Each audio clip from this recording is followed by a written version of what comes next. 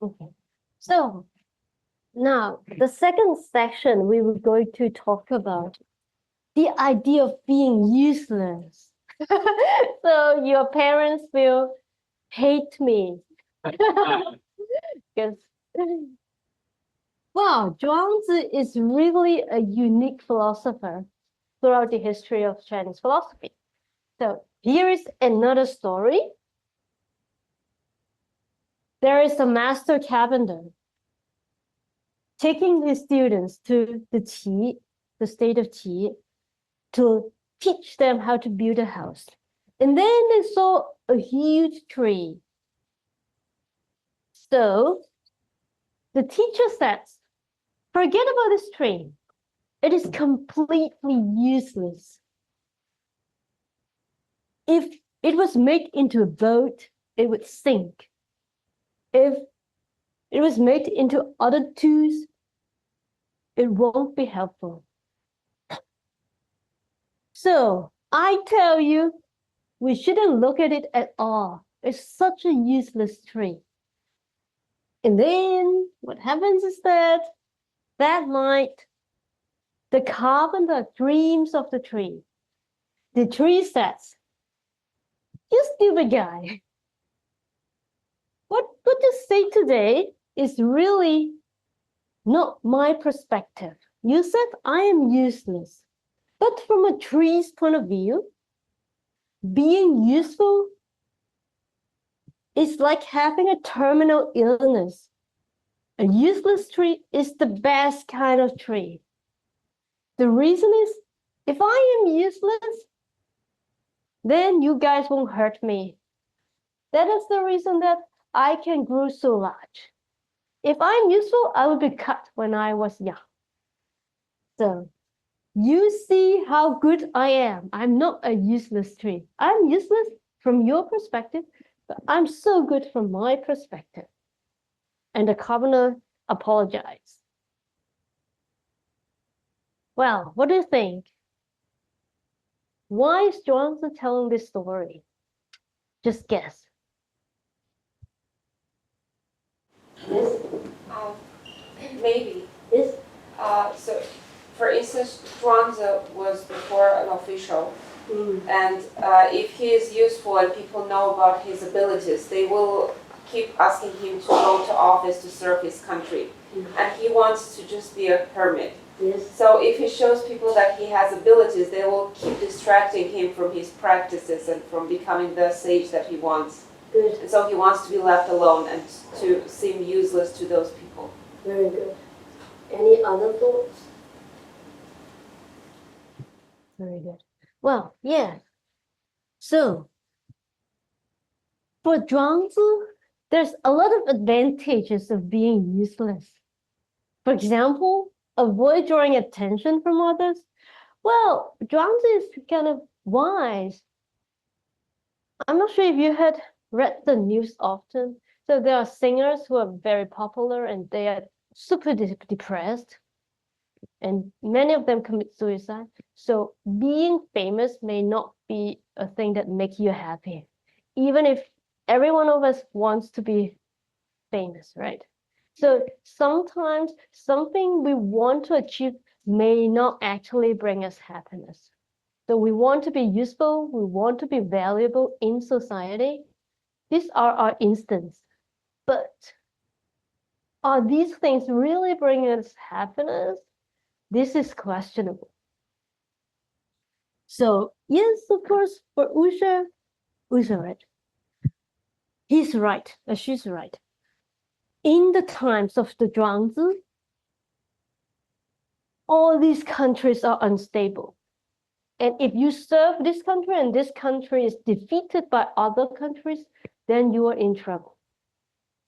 Nobody knows when your own country will be defeated. So you don't know what happens next. Like even if in 2 years' time, maybe this ruler is killed by the enemies. So you'll be in trouble if you serve one particular king. So to avoid problems in this turbulent society, it is best to hide yourself. Avoid attracting followers. Why is it problematic to have followers? What do you think? Yes. Because then there are expectations of the followers. Yes. And then you're attached to those expectations, whether you will make them happy, joyful, disappointed. Yeah. So if our spiritual state is not strong enough, if we still have attachment, if we still want fame, actually your mind will be distracted. You will change if there are followers. So you will feel like you're on the cloud. So in Chinese words, you feel like you are put up on the sky and you feel very proud and you forget about your real self. It's like, that is me. This is not me. But actually you still are at a very low stage. Then trouble will come. And you will do something bad for others or bad for yourself. So followers is dangerous in our Chinese saying. So possession of qualities or talents conventionally thought to be useful frequently brings injury and grief to the possessor. Zhuangzi is aware of it. So he thinks, well, it's better not to achieve this. Now, another story. There is a person called Zhi Shu, whose body was terribly deformed. His head was bent down below his navel. His shoulders reached up above the top of his head. His hair stuck out. I don't understand how. Or at all directions.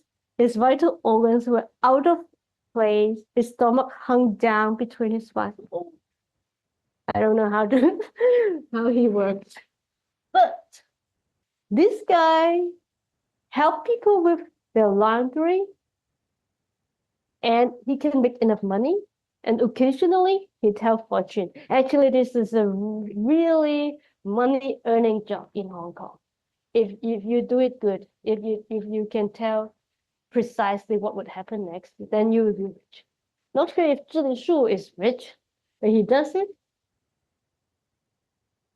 So during the Warring State period, these people will not be called into the army because he is handicapped. So he can never serve the army. So no army would want him. That is so good during that time. And then during times of famine, when the government gave out free grain, he is the first to take the grain because of disabilities. Wow. So, well, we nowadays think that we should secure a good job and be stable and have a good family in order to have a happy life, right? But Zhuangzi says, are all these necessary? And if we have disability, normally we're extremely disappointed, right? But Zhuangzi says, is it always the case that people who are disabled has a less enjoyable life? It really depends. So there is a person in Hong Kong, he's a homeless person, but he graduated from university with a chemistry degree, and he claims to be enjoying his life. I think I would like to show you a short video. Oh. Oh.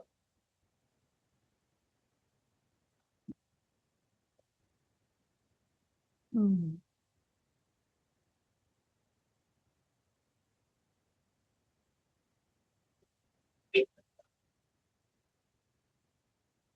And zoom and share this one.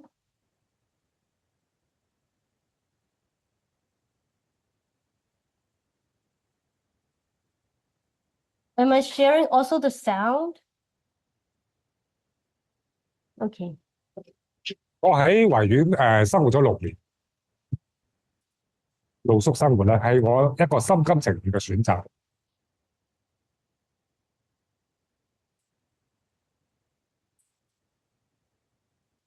慘唔慘咧就好睇人。一般人覺得瞓街都係啲好慘嘅人，但喺我嘅角度嚟睇咧，就係一個解脫嚟嘅，就係交租咯，唔使賣樓咯，係咪？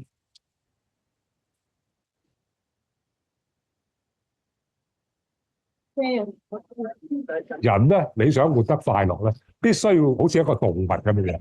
你一刻係有面子同尊嚴嘅包袱咧，你一日都唔使指意快樂都可以。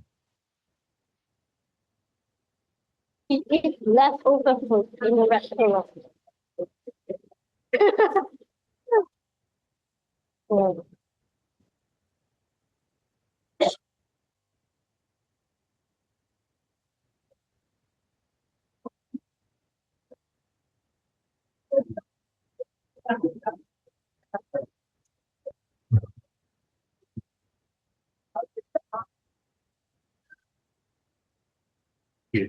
以前我好在意人哋嘅目光，當我離開咗宿舍，就真係要露宿啦。同埋咧係停止咗攞綜援之後，要去食二手飯，就更加咧對身邊嘅一啲嘢咧，嗰個感覺就越顯要欺明，騙你。包括對人點樣睇我，呢一個係一個好強烈嘅一個轉變。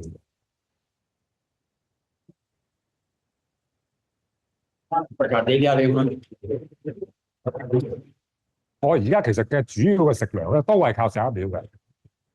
每一日咧，佢都有啲免費嘅食物咧派出去俾人食。你食幾次都得嘅，食幾多都唔理你。你食完咧，佢唔會要求你有任何嘅回報嘅。我嘅生活同動物冇分別㗎，係啊。嗱，唯一嘅分別就係咩咧？我仲有知識嘅渴求。我需要去圖書館去睇書啊，上網啊。我唔係一個食飽就瞓，同埋喺圖書館 hea 嘅人啊嘛。我係一個 blogger，即係我寫 blog 講一啲我平時日常嘅生活啦，個街頭度執到啲咩物資啊，譬如人哋俾咗啲咩物品我啊。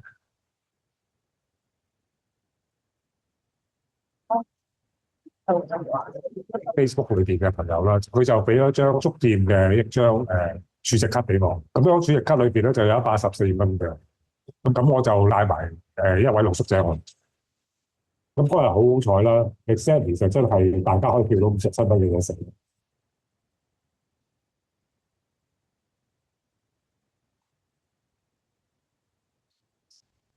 你想真正嘅開心咧，你自己well-being 夠嘅，你仲要係有一個分享嘅心，預留一啲時間俾大家發問啦。大家可以每個禮拜咧，我就會搞2日嘅所謂無家者導賞團。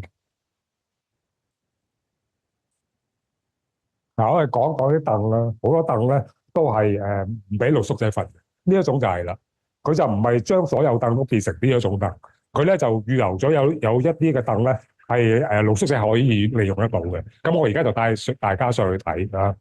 咁呢啲凳咧就露宿者可以利用得到啦。呢度其實幾好瞓嘅，因為夠黑啦嚇，同埋有個 cover 可以遮到雨啦。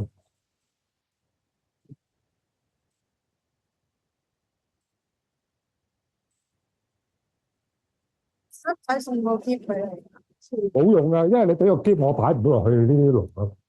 所以一定其實我諗過㗎，即係用篋好定分散咁多袋好咧？梗係分散咁多袋好啦，可以用得到呢啲啊嘛。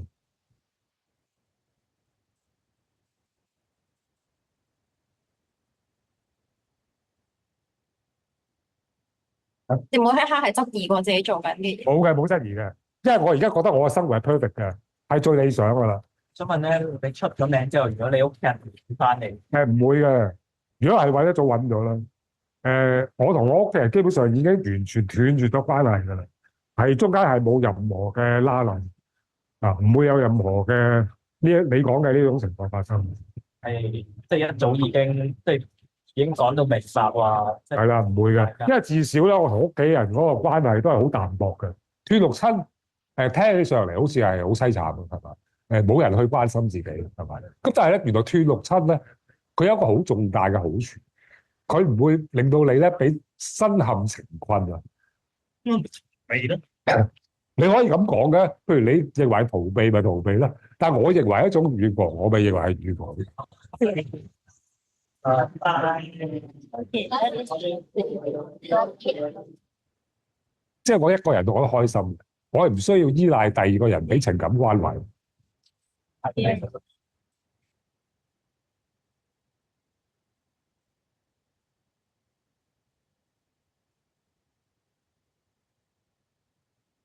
Oh, no.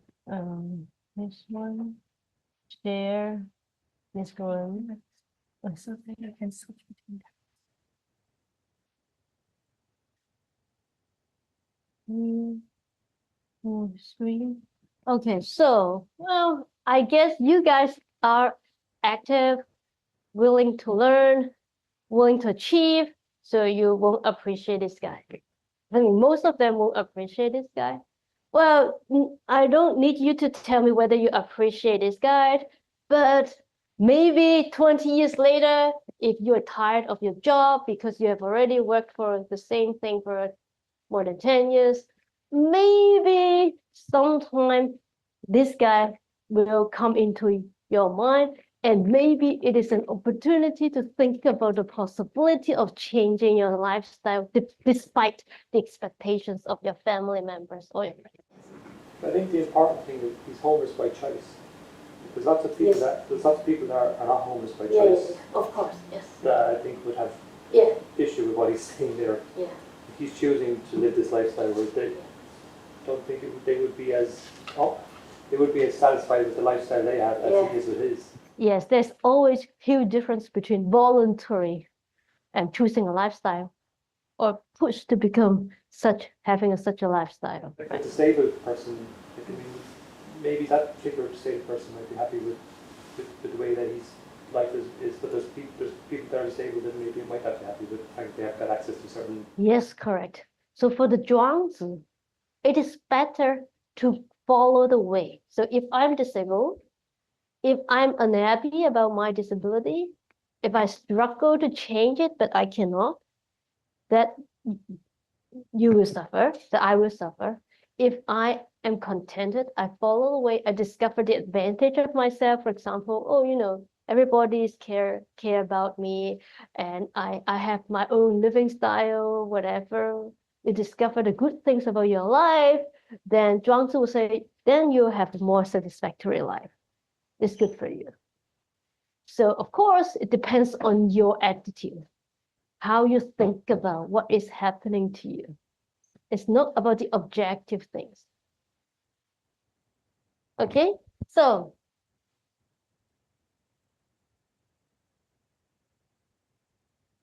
okay, now this is what,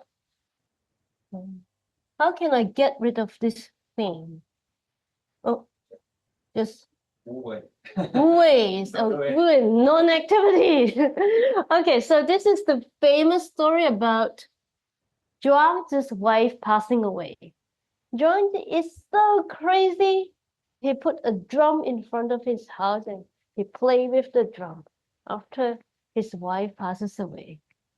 And then Zhuangzi's friend come to visit Zhuangzi to show respect. And he sees Zhuangzi drumming and singing. He's so annoyed. And Huizi says, all these years your wife take care of you, take care of the house, your kids, and she gets old and she dies. No, only you don't cry, but you drum and sing. It is outrageous. Zhuangzi says, well, actually, when she just passed away, I still feel something. I still feel sorrow. But when I think about the transformation of person, initially, we don't have life, we don't have a body or a spirit. Then somewhere in the vague is indiscernible, like the qi, right? The undifferentiated qi, and somehow this qi manipulated and there become a spirit, and there become a body, and there is life. And now, actually, if I die, I'm just resting peacefully in the giant chamber of nature. I'm returning to nature. If I am still crying about my wife's death, then I do not understand the destiny of things. If you really understand things, understand changes, willing to accept changes, then from this Tao perspective, from the perspective of the Tao, viewing all these transformations from a higher perspective, like the Peng bird, looking at all these myriad entities, their transformations, why am I to be sorry about my wife's death? All these are just transformations. So, what do you think about Zhuangzi's theory of life and death? So, Zhuangzi, what do you think Zhuangzi views death? Do you think he thinks death is bad?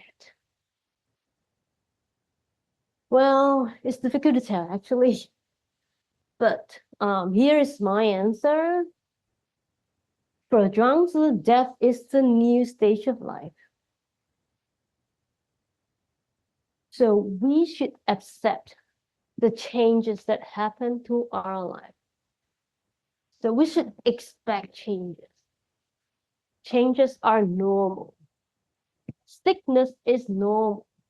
Death is normal. Don't be sad about these.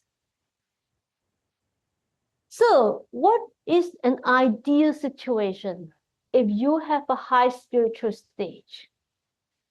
So Zhuangzi calls these people with a high spiritual stage a true man, a perfect person. The true men of old, of ancient times, knew nothing of the love of life or of the hatred of death. Entrance into life occasions them no joy. So this is really very different from the traditional Chinese culture, right? Because when a child was born, we go to say congratulations to the newborn baby, I wish him foster, etc. Now, is it really worth celebrating? Is life really worth celebrating? Exiting life, no resistance. Composedly they went and came. They do not forget what the beginning had been, and they did not inquire what the ending would be. I'm following the way. Whatever happens to me, I accept it. They accept their life and rejoice in it. They forgot about death, and they return to the original stage. And also, so what? Yeah, yes. So, what if someone is, paralyzed? Someone gets paralyzed because they get into an accident because of someone else's, mishappening. Like someone is drinking and driving, and they get into an accident, supposedly with me, and I get paralyzed because of it. So, do I not focus on that suffering? Do I get completely emotionally numb to it? Or in what do I, whether it's a feeling or not, what should I just think about it? Should I just completely accept it and not do anything for it? Yes, good. So if I am in pain, should I take Panadol? Right. Yes. That is the question. If I were Zhuangzi, I would say, yes, you can take Panadol to reduce the pain. But for something you cannot control, you cannot change, you should accept it. But why should I take Panadol, right? This is the question. Well, the reason is we still have reactions to what happens to us, but we don't have attachments. So we can choose the most appropriate reaction. We can still interact with the environment. So Zhuangzi himself does not sit there and wait for death. He still interacts, He still eat food, he still responds to his bodily, stimulations, etc. The difference is the attitude. So I can take pills to avoid pain, but for something that I cannot control, for example, everybody's body will decay at the age of 60, 70, etc. There is illness that cannot be avoided. There are always some kind of injury that you cannot prevent, even if you are careful enough. So for all this kind of necessary evil that happens in our life, our attitude should be to accept it. Life is like that. Life is always changing. There's a lot of transformations. At the age of 10, you are that tall. At the age of 20, you are that tall. If you don't accept the change in your life, you will always suffer. So broadly speaking, from the horizon of the Tao, if changes happens, what the ultimate attitude is to accept these changes. But it is not to say you have to sit there wait for death. You still can act, you still can do whatever appropriate for that moment. You still should avoid, for example, there's a car coming, of course you should not stand out and let the car hit you, right? You have the appropriate action in the appropriate situation, but your mind is peaceful and you don't reject things that happen to you, even if they are bad, because life has necessary evil.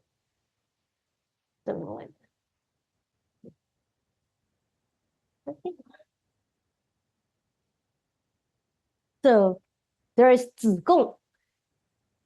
He says, I venture to ask about the man who stands aloof from others. You can see Zhuangzi is very different from other people, right? So he's weird. He's extraordinary. So there's somebody asking about, well, what do you think about these kind of extraordinary people? The reply was, well, extraordinary people like Zhuangzi and others, and Zhili Shu, and the homeless who is enjoying his life. So all these people stand aloof from other men. People think that these guys are weird, but these people are in accord with heaven. Well, so Zhuangzi represents a view that is having a possibility of separating from social value system. That is why we feel a bit weird when we study Zhuangzi. Well, you recommend me to be useless? Are you serious? Right? You say life is not necessarily good, death is not necessarily bad. Are you sure? Right? Shouldn't I be sorry about my wife's death? If I'm not sorry, am I crazy? So he is crazy in some sense. So if you are weird from other people's eyes, maybe you are in accord with heaven. So the petty man of heaven is the gentleman among men.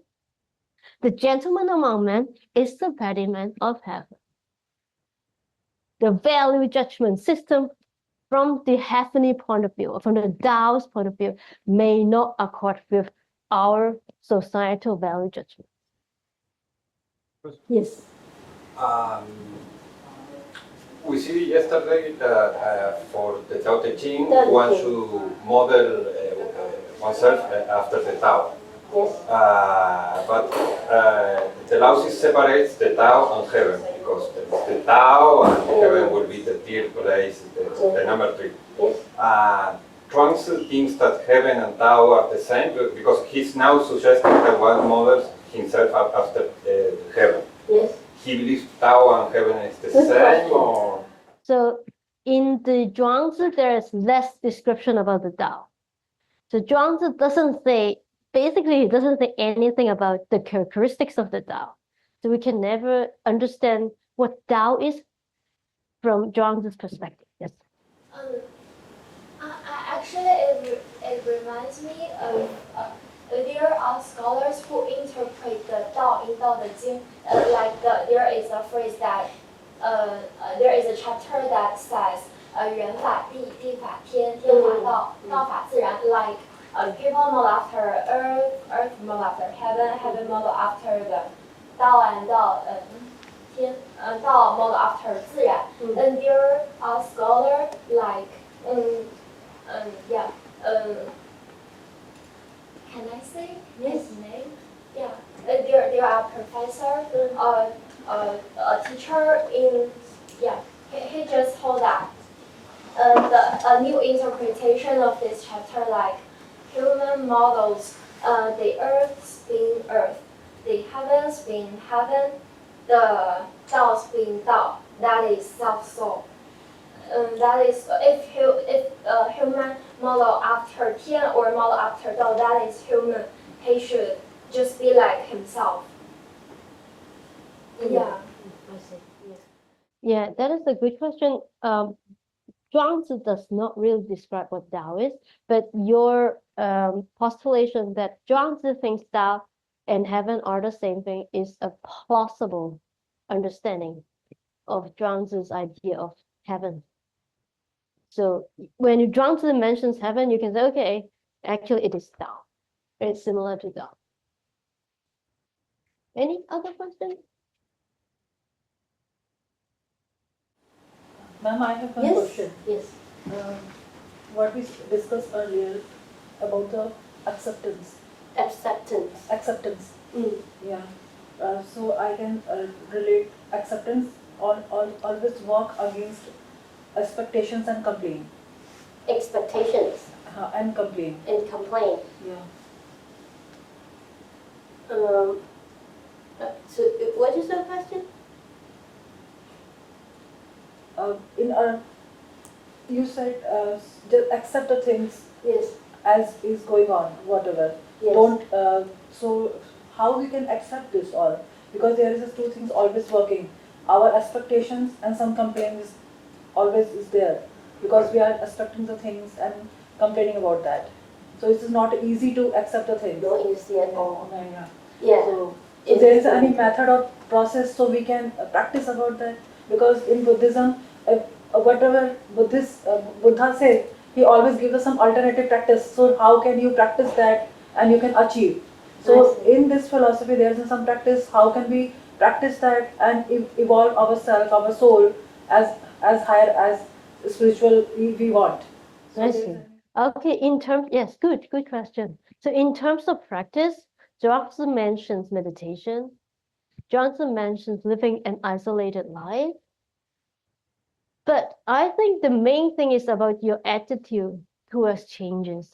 If you understand world being a cluster of changes, a process of transformation, and the manipulation of the Tao, if you understand the workings of the heaven as like that, and also if you understand your freedom being constrained and your happiness being lowered if you have dependence, then I think it is kind of rational for you to choose to accept rather than to strive for changes. So there is a story in the Zhuangzi, the inner chapter, saying that there is a piece of golden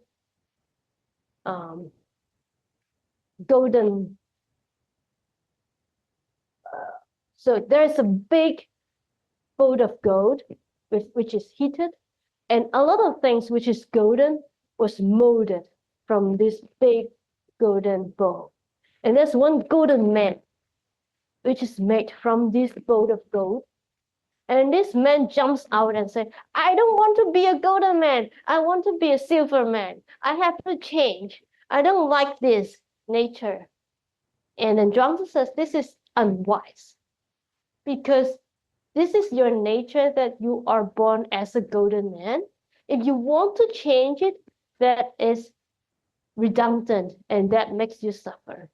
So it's better to understand your origin, which is we are all derived from the Tao, and understand the mechanism of the Tao, which is everything changes.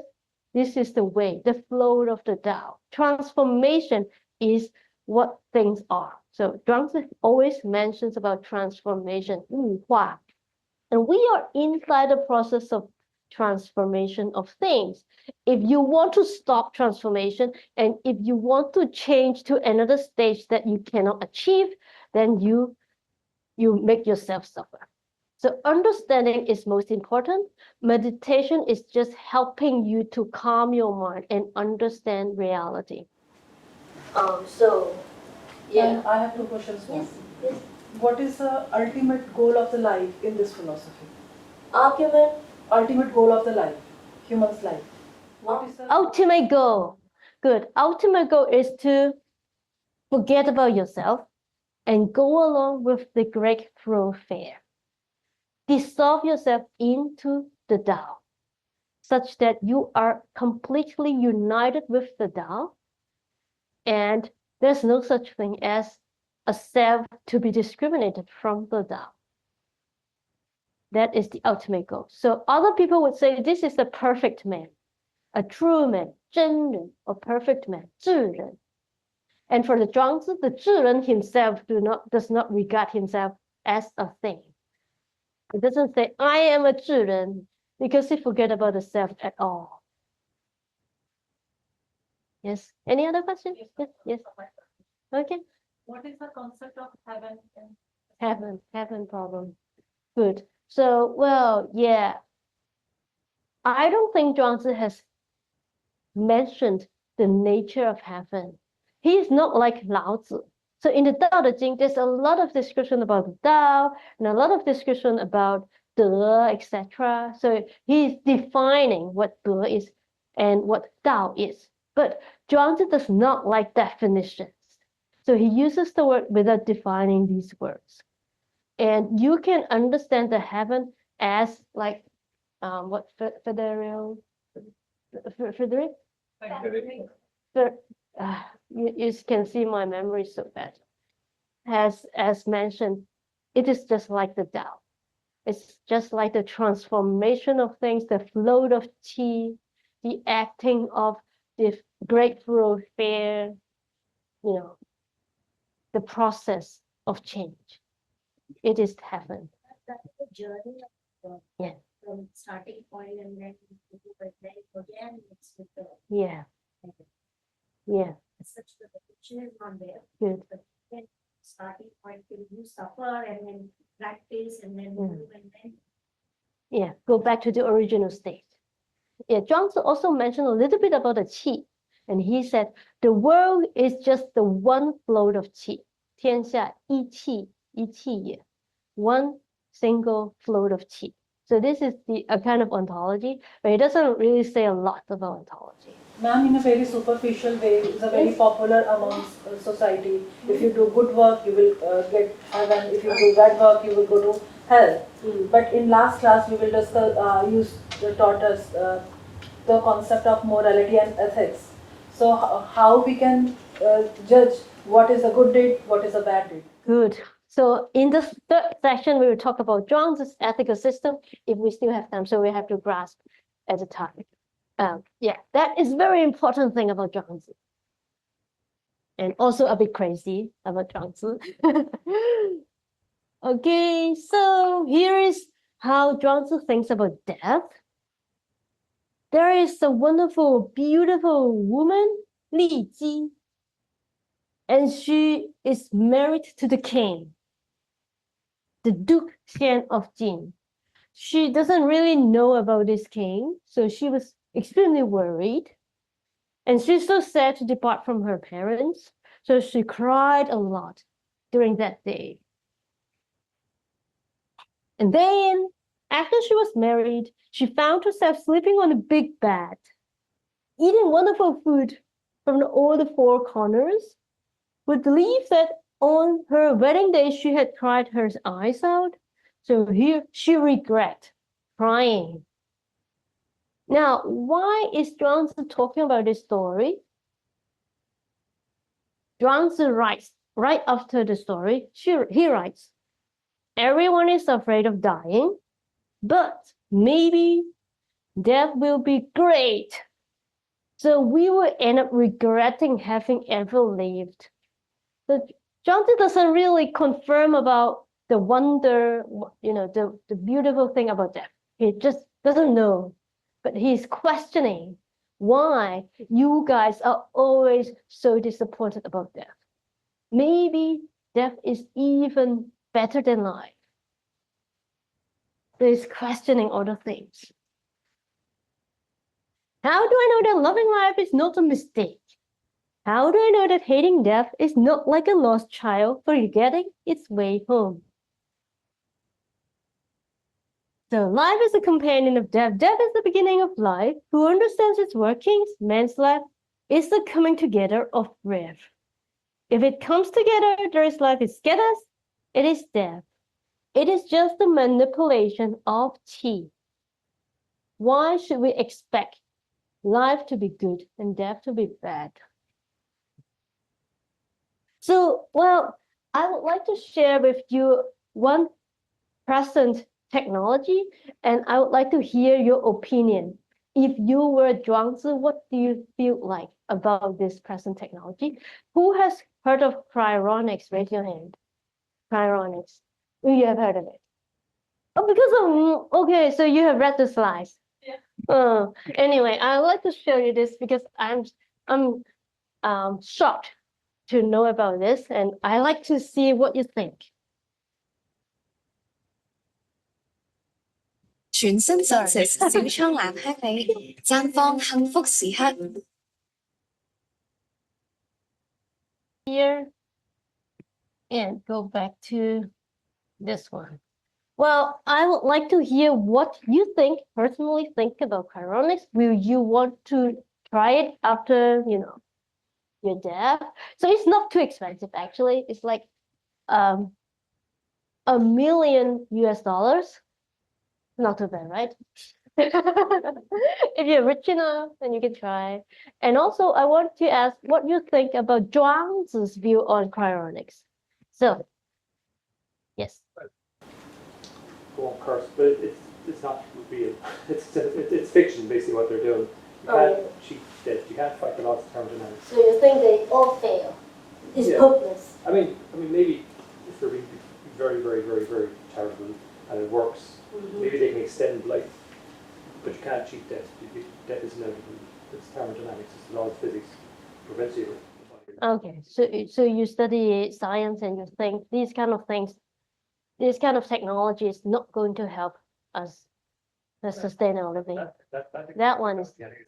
But I mean, but to say if they have the technology sorted and it does work, you still can't cheat death. Like death has still going to come. You can't extend. You can extend human life, but you can't cheat death. So you think even if life is extended, I still have to die? Yeah. Some point. Yeah. Longevity may It's just entry. Yeah. Well, yeah, okay, I like to hear. Continuing to what David said, at some point, till what point could you actually extend life? Like, how many times could you actually go through a process like, cryogenesis, or even in the future, if you are, cryogenetically, you go through that process, and after you cheat death and you come back to life, there's some other problem.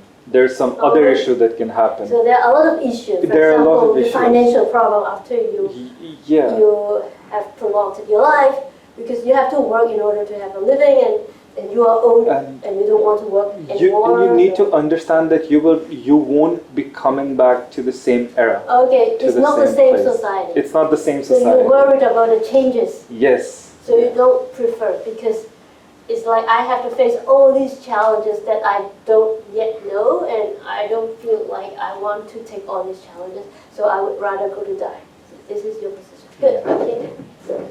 About what Zhuangzi would think of this, I think he would hate it. Yeah. Because if we don't know what's after death, and Zhuangzi doesn't know what's after death, maybe it's better. You are bringing these people here from potentially a better place. So if this guy preserves the body of his father and brings him back, maybe his father was better in that place and his father will hate him. So I think Zhuangzi would hate this technology. But maybe not. Maybe he was somewhere else. Maybe he was in a bad place. It was a maybe. What's the positive effect on it? Did you raise your hand?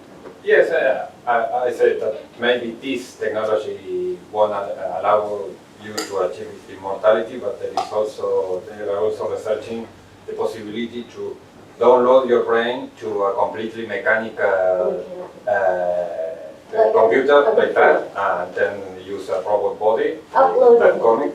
Yes, and you think it is good. and that way you have no cells, so you can achieve immortality. You're not your brain. You can achieve We're not our brains though. Like we're embodied, social, active Ma'am, I want to beings. say one thing. Yes. You can, We all have, no. sorry, excuse me, sir. Yes. So basically, like, you know, in philosophy of mind, there's the recent theory that you're not your brain. We're not a brain that is that. Like you are an embodied subject in the environment, in the social, physical environment you're situated. Like the brain, they're freezing brains. They're not freezing people. No, I'm not telling this. No, I'm just saying, but like the idea that you are your brain, like we're not our brains. Our brains are necessary for cognition, but there's more to it. There's other things. They're not sufficient. We need bodies. We need an environment. We need a perception system. We need a sensory motor system. Yes, I agree, but So you can't transfer someone's brain. If you transfer someone's brain, it doesn't make sense in cognitive sciences. What are you transferring? Like there is. It's not you. Yeah, you are not. You're not the lump of meat between your ears. You are. Like you are a body. Like there's an arbitrary distinction between your brain and your body. So you think if my brain is transplanted into a new body, that new person is not you? Yeah. Okay. So you think I have to have this very body in order to be me? You, whatever you is that body. The whole thing. Yeah. The body with the brain. Well, the embodied. So maybe like there's a you. Maybe if you lose a leg. Okay. There are also some cells like in the not the brain part, but the other part that will also contain consciousness. Like Well, then, there is a layer. So the boundary of yourself is larger than just the hemispheres. It's like I should also cover other cells that is near the brain. Is it what you think? Okay, good. this is tangible. Consciousness is something we do. It's not something we are. It's like perception. It's something we do. Because I'm not major in science and medicine, but there is a movie called Run Out, I think. That the black there are white people who very only the healthy the figure of the black ones and there is a family of the white people. They just can't do such kind of experiment to plant his parents' brain to the black servants. They just cheat those black people and put the brain in it. But for the body, the black person's body, actually, he's just like he's still with conscious. He can, but it's fictionary. Yeah, he can still see what the white person do. He can see, but he that can kind of do nothing. identity theory. That's kind of. I will check the time. Well, yeah, so I think, so you raise your hand, right? I mean, the neuroscientists believe that our basic consciousness lies in our cerebral cortex, which has like 14 to 16 billion nerve cells, don't they? Like most neuroscientists believe that. David? Okay, so you guys challenge the possibility of this technology, right? You don't believe that this technology would work.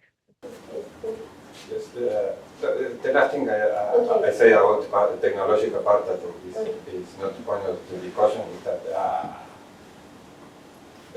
neurobiology has only 30 years. To say that something is impossible in science, we say it has failed many times. So I won't say today that I know what science cannot achieve.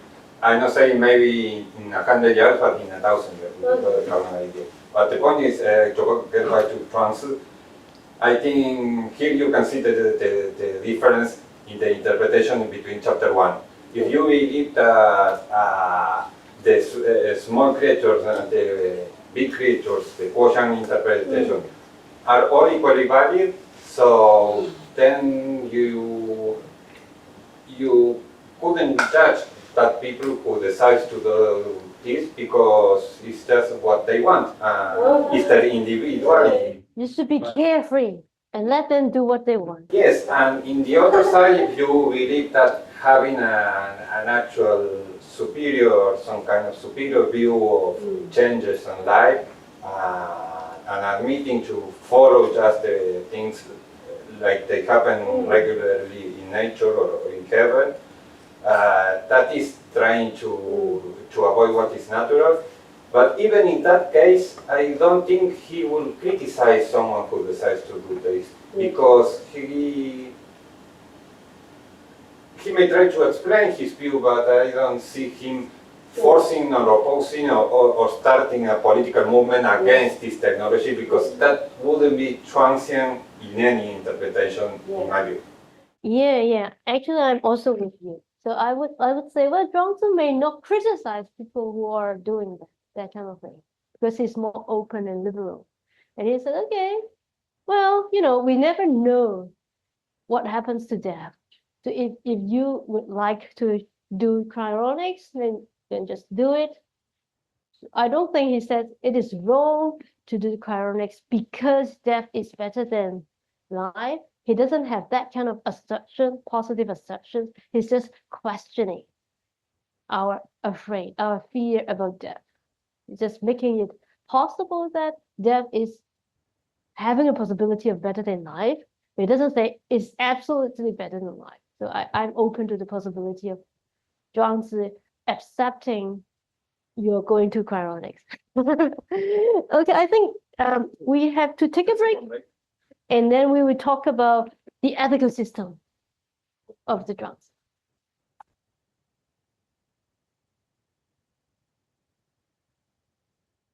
Okay, here comes the last and the third section of Zhuangzi, and we will investigate the ethical system, relativism, and epistemology of the Zhuangzi, which is really difficult, in my opinion. So there is a story in the Zhuangzi. When a river dries up, what happens to the fish? The fish are trapped on the land and they wet each other with their mucus, trying to help others and to let others stay alive. So they're so ethical, so kind. So you can see the big fish said, here, moisten yourself with this so you won't dry out. And another fish said, oh, it's so kind of you. You're benevolent, you're righteous, etc. So we can see a lot of kind things, ethical things happening. Well, Zhuangzi comments on this situation. He says, well, what is better than this is actually when the lakes are full of water and all the fish happily swim within the water and forget about each other. So for him, ethics arise, kindness arise when the situation is bad. It is not ideal. So the ideal situation is to forget about rightness or wrongness. So here is the ethically ideal state is to be naturally moral without even thinking about what is the right thing to do, what is wrong, and what is kindness and what is not kind. So the best situation is not to be aware of morality. We should forget about morality. So he says it is better for the society to be moral on its own accord than to be made moral by artificial, like Confucian moral teachings. In the Zhuangzi, you can see Zhuangzi mocking Confucianism all the time. In all these stories, Confucian is mentioned and he was mocked. So here is a kind of positive assertion in the Zhuangzi talking about morality, which is difficult to understand. I will see what you think about it. He says, if you do good, stay away from fame. If you do evil, stay away from punishments. Follow the middle, go by what is constant and you can stay in one piece. So you should protect yourself from danger. And actually doing both good and bad will involve you into danger. So keep yourself alive, look after your parents, and live out our years. What do you think? So good and bad, evil and ethical. Well, for Zhuangzi, it's not like I should do this, I should not do that. But his goal, his ultimate goal is to live yourself in one piece. So he's not really concerned about ethical issues, in my opinion. What do you think? You have an I answer? just want to ask you a question. What does it mean that if you do evil, stay away from the punishment? Good. What does it mean? What does it mean? Difficult, right? So it's like avoiding the consequences. It's indeed, actually, Zhuangzi doesn't really have an evaluation about what is right, what is wrong, what is ethical, what is unethical. He's like a fish, following the way, transcending good ethical judgments, evil, what is good, what is bad, transcending judgments, just spontaneously doing what is appropriate. Forget about labelings, conceptualizations, or judgments. So he doesn't really care what is the thing you should do. He doesn't analyze. And why is he saying that if you do good, stay away from faith?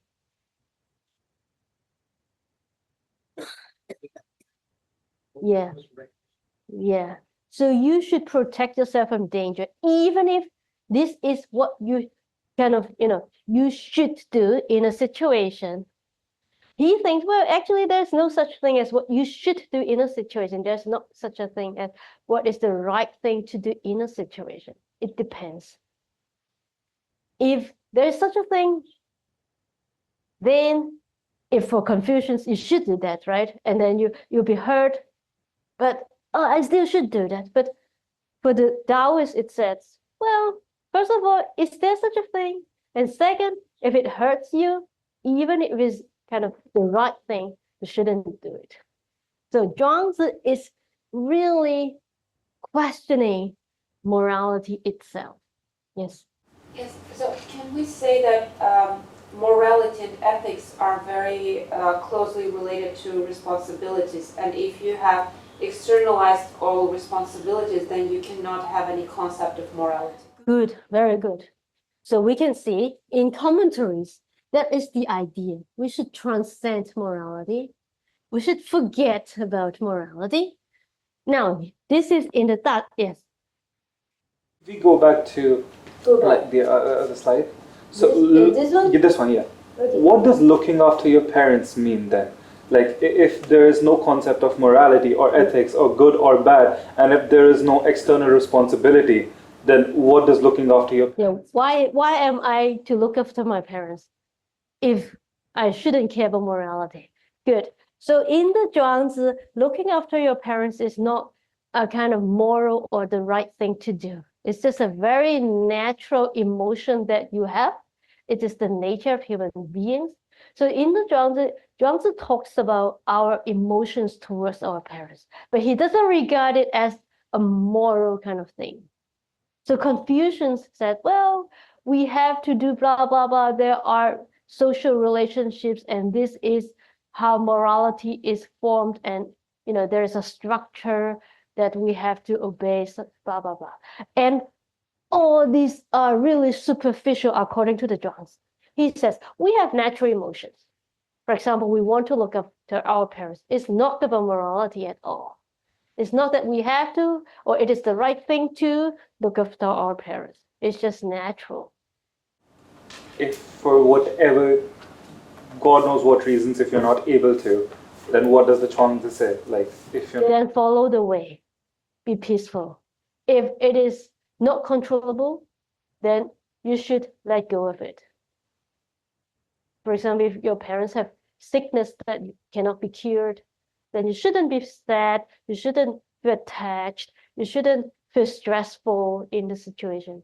Even if you yourself have some vital illness, Zhuangzi would say, be peaceful, accept it. This is life. Life involves changes. A lot of changes is not controllable. So follow the way, accept all these changes, go through the, flow of the tea, and that it will make you peaceful. Oh, Yes, yeah. yes. But is it similar as like if someone being in the military, like being a soldier, and like the commander told you to do something bad, then like you just say like, I'm just following orders. Yeah, very good question. So there are stories about whether to join the political parties, whether to be an official. So Zhuangzi himself was invited to be a high official during his time, and he resisted it, using his life to resist it. He says, it is like putting myself into a cage. It is like putting myself as the tortoise that was put into sacrifice table. So there are tortoises that are alive and in the mud. And he said, I would rather to be in the mud than be put in the put at the sacrifice table. And if I were to become an official, I would be put at the sacrifice table for rituals, and I will die. Yeah. Yes, there is another story. If you don't have a choice, what should you do? And Zhuangzi said, you should follow the flow, be calm. So there is a story about Ye Gongzi Gao. Yeah. So he's the son. He's the son of a ruler in a state, and he was assigned to go to another state to talk to another ruler, to persuade him to have a change of policy. And he's so worried, he's so uncomfortable about his mission that he cannot eat well. And he feels like some part of my body is overheated and some part of my body is very cold. And he has the problem of suffering with the yin and yang. And it goes to the, so this is a story. So it goes to the Confucian. Of course, Confucian really does not have that kind of happening. And he goes to Confucian to ask for advice. The Confucian actually, it is a representative of Zhuangzi's saying. Confucian says, let go and relax and behave like a child. And when you talk to the governor, don't think you are superior to him. You just play with him. It is like you are responding to somebody who is the same as you. So if he laughs, you laugh. If he is sad, you are sad. You are really interacting like a child with him. You empty your mind. And in this stage, you will react appropriately with the governor. So this is a very dangerous situation. But, Zhuangzi advised the son of the ruler to stay calm, become a child, and act like an animal, be spontaneous, be calm, something like that. So this is how we deal with unavoidable, dangerous situations. So Zhuangzi is very interesting. He has a lot of stories. He advised people to do whatever in a particular situation. It is good to read all these stories. I like them very much. Any other question? No. Okay, so the ethical system of Zhuangzi is very difficult to understand. This is in the Dazhongsi. He said, instead of praising Yao and condemning Jie, who are they? Yao is one of the most virtuous rulers in the history of Chinese philosophy, in the Chinese history. So Yao is having good filial piety. He respects his father. He helps his father a lot. He's a very good ruler. He concerns about his citizens. And then Jie, who is Jie? Jie is one of the worst rulers in the Chinese history. So he eats meat. So he put a lot of meat on the tree, and he said, this is convenient for me because I can open my mouth and the meat is here hanging and I can eat it without using my hands. And he likes alcohol a lot. He asks people to take an alcohol pool such that he can drink it anytime. So this guy is extremely bad.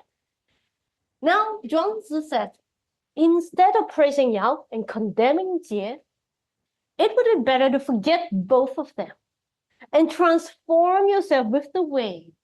Forget about what is good. Forget about what is bad. The great cloud burdens me with form, labors me with life, eases me in old age, and rests me in death. So if I think well of my life, for the same reason I must think well of my death. Wow, transcending what is good and bad, forgetting about what is good and bad, and going along with the flow of affair. How can it be possible, right? We are human beings. So here are some commentaries. Bo Xiang says, if you were to criticize, if you were to judge what is good, what is bad, what is the right thing to do, actually, it reflects that you are lacking something. And who is the perfect man who doesn't lack anything? They are those who forget about good and evil, disregard life and death, merge with changes, and feel comfortable with everything. Wow, is it acceptable? It's very difficult to understand, right? Cheng Xuanying's commentary. It is not about forgetting good and evil, but about transcending them. It's not about right and wrong, but about going beyond them. Only then we can go through life and death, follow the changes, and be free from attachments. A bit difficult. So here are some contemporary understandings of Zhuangzi's ethical view. So here is David Wong. He's still alive. He's now in the US, being a very famous scholar. He says, Zhuangzi is an ethical relativist. What is an ethical relativist? So these people say there is no objective true or false statement about what is right or what is wrong. So typically when I say, okay, murder is wrong, there is a sentence, right? A statement. And for many thinkers, a statement must have a truth value. It is either true or it is false, right? But some philosophers talking about ethics question about whether ethical statements have truth value or not. And they say, some of them say, well, actually, when you're saying murder is wrong, there is no truth or falsity in the statement. It is just expressing your emotional attitude towards murder. This is our perspective. It's a human's perspective about murder. It's our judgment about murder instead of having an objective, mind-independent statement corresponding to the world. So it is different from statements like grass is green. So grass is green has a truth value, right? It is true if and only if you investigate the grass in the world and discover that it is green. So we have definition of greenness, we have definition of grass, all these requirements are met. So we can verify whether this statement is correct or not. It's empirical, we can study it. But for moral statements, for ethical statements, some philosophers think there is no such empirical investigation of whether murder is wrong. It's just our subjective emotional attitude towards something, towards murder itself.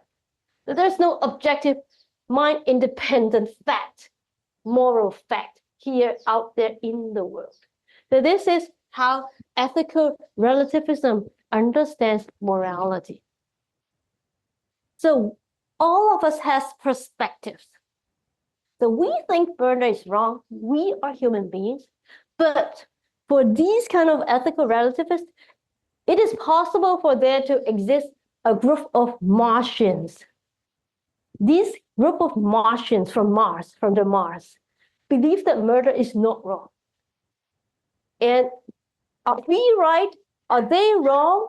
There is no absolute answer. So this is moral relativist. Does it make sense? Well, you know, there are a lot of discussion, but we can understand it as saying, well, actually, different beings have different desires and value system about life and death. And it may be the case that for Martians, they don't really love life that much. We, of course, for human beings like us, we are afraid of death. We don't want to die. We love life so much. We think that life is valuable. Of course, for us, murder is wrong. But you can imagine Martians saying that, no, I love to die. I don't want to stay alive.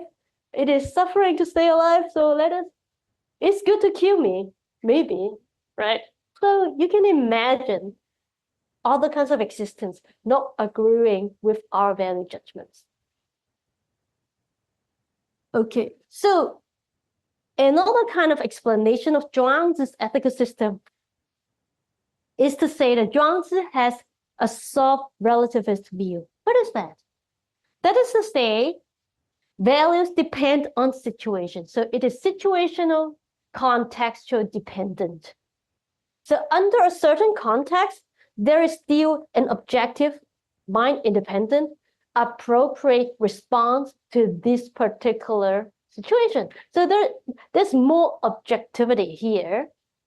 So it is soft relativism instead of hard relativism. But it doesn't say there are any universal laws governing what is right and what is wrong.